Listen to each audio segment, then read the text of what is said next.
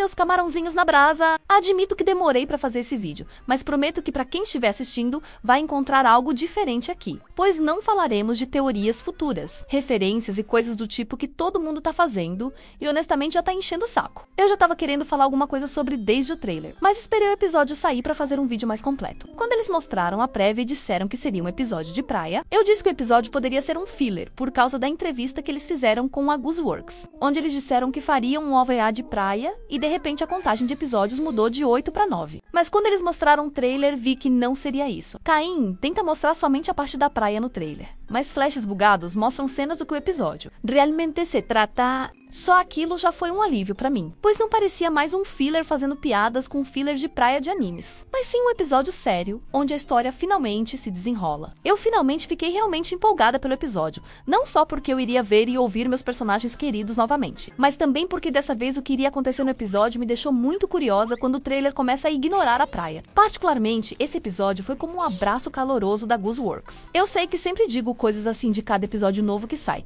mas dessa vez foi mais pessoal e eu vou explicar o porquê. Tem sido tempos muito difíceis pra mim e isso até fez eu entrar em muitos hiatos. Eu esperava que pelo menos esse episódio me fizesse sorrir, mas acabou fazendo muito mais. O começo do episódio já começa engraçado com Caim apenas sendo Caim com a porta chinesa, lista de compras absurda e tudo mais. Mas depois disso temos a parte da praia que não foi uma decepção, pois tivemos peixes low poly falando coisas absurdas sobre um tesouro e um camarão falante, em vez de baldes de peitos e um polvo gigante que é derrotado e vira takoyaki. Mas a melhor parte é que a parte da praia não dura nem 5 minutos, apesar do nome do episódio ser episódio de praia. A parte da praia foi como aqueles começos aleatórios nos Simpsons, onde começa com algo totalmente aleatório, como uma greve de empacotadores.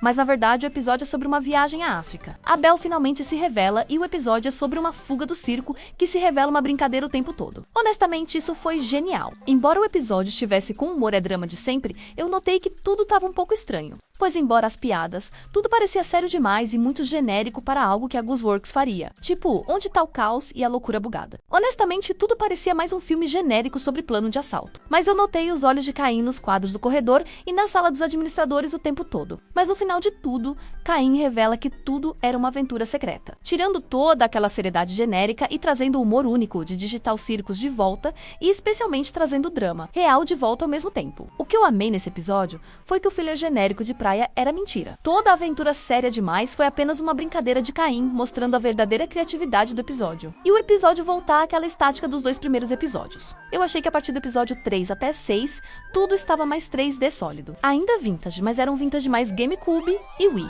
E animações que vieram depois de Toy Story 2. O episódio 7 parece voltar ao vintage de PS1 e Nintendo 64. E animações que vieram antes de Toy Story e também tudo voltou a ser bugado e instável como era nos 2 primeiros episódios. Esse foi o abraço caloroso de Gooseworks. Mas na parte onde Caim revela que tudo foi uma aventura. E ele inventou toda essa história da ceia e a Belle fez eu querer abraçar a Gooseworks, pois foi naquele momento onde ela me fez rir e chorar ao mesmo tempo como Jaques. Mas comigo não foi raiva. E sim, adorei a peça que você me pregou. Pois eu estava questionando o easter egg da ceia desde o primeiro episódio. E quem seria a Belle desde o easter egg no episódio 6? Daí ela me revela que foi tudo invenção do Caim para essa aventura. E a Belle é só um NPC idiota. Eu ainda acho que a ceia possa ser algo fora do mundo digital. Mas não acredito que a Belle possa ser mais que um NPC, como alguém mais importante fora do mundo digital pelo qual Caim é fascinado. Pois eu não acho que Goose repetiria o mesmo nome para 2 personagens diferentes. Mas sem dúvida a parte que mais me fez rir foi a Bolha falar sobre a cidade dos camarões. Eu só fiquei imaginando como seria essa cidade dos camarões. Mas esse episódio me deu uma nova visão sobre a série e sobre a própria Goose. Acho que eu já disse que ela coloca easter eggs para parecer uma coisa,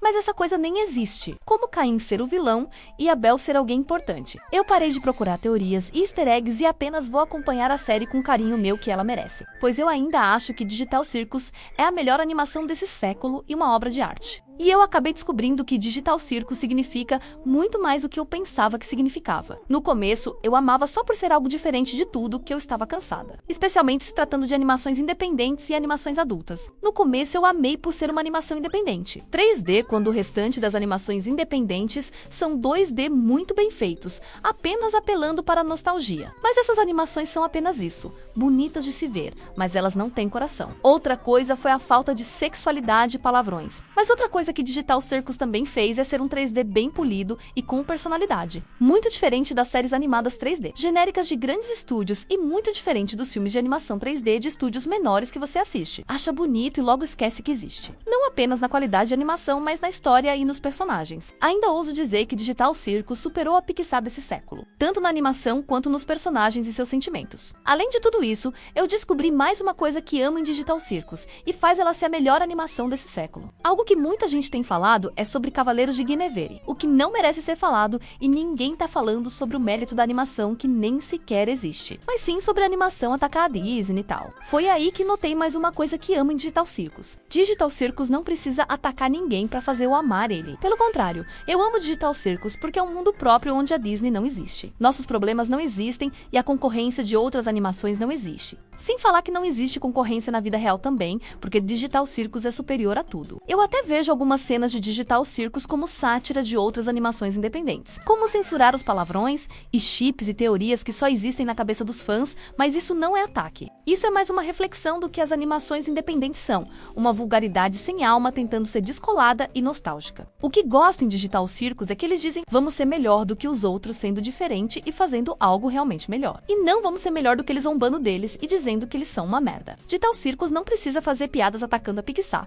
insinuando que a Pixar é uma merda pra eu gostar dele. E também eu já sei que a Pixar está uma merda. O que eu tô vendo em Cavaleiros de Guinevere, além de ser uma bosta que não vale o tempo de ninguém, é o mesmo erro que fizeram com Shrek. Eles disseram, vamos ser melhor do que a Disney zombando cruelmente deles. E eles acabaram sendo pior do que a Disney quando cresceram. Além de Cavaleiros de Guinevere ser uma animação ultrapassada, eles perdem tempo demais tentando ser uma ficção científica japonesa dos anos 90. E atacando a Disney zombando deles e copiando eles na cara de pau do que fazendo algo único e original. Agora me diga uma coisa, senhores DreamWorks 2, mais conhecidos como Glitch. Se vocês querem zombar da Disney vendendo produtos de princesas, então, por que diabos vocês estão vendendo produtos de uma princesa? Agora me diz uma coisa, se Cavaleiros de Guinevere é tão bom assim, por que ninguém tá falando da animação em si e só está falando da parte em que eles atacam a Disney? Isso é porque Cavaleiros de Guinevere é uma merda que precisa ser enfiada de volta na bunda da criadora dela. E ninguém ligou pra essa animação nojenta. E eu ainda acho hilário o fato da Glitch não ter conseguido qualquer interesse do público com Cavaleiros de Guinevere e tentar forçar os produtos. Goela abaixo tentando memeficar a série. É isso que eu chamo de desespero.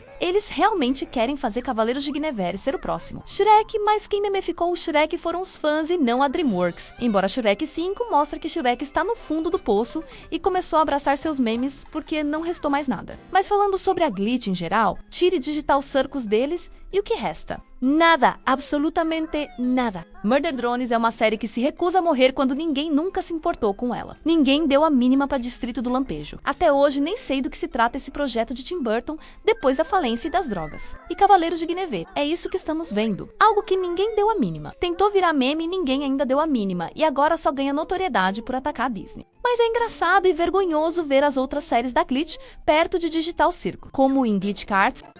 A Glitch é como Garfield e os amigos. Digital Circus é como Garfield e as outras séries é como a Fazenda Orson. Tipo, quem liga ou se lembra de A Fazenda de Orson. Mas se comparando as outras séries da Glitch, A Fazenda de Orson é um desenho clássico. Eu já disse o quanto não vou com a cara daqueles caras da Glitch. Por mim, eles podem ir pro inferno ou pra bunda da criadora de Cavaleiros de Guinevere. Quem salva a Glitch realmente é a Gooseworks. Ela e os animadores escravos que nunca são reconhecidos em qualquer estúdio de animação. A única coisa boa na Glitch foi distribuir Digital Circus. Então eles ainda não podem ir pra bunda da criadora de Cavaleiros de Guinevere. Mas espere só até o episódio 9, isso é uma promessa minha. Muito obrigado se você assistiu até aqui e vamos pra Cidade dos Camarões. Cidade dos Camarões.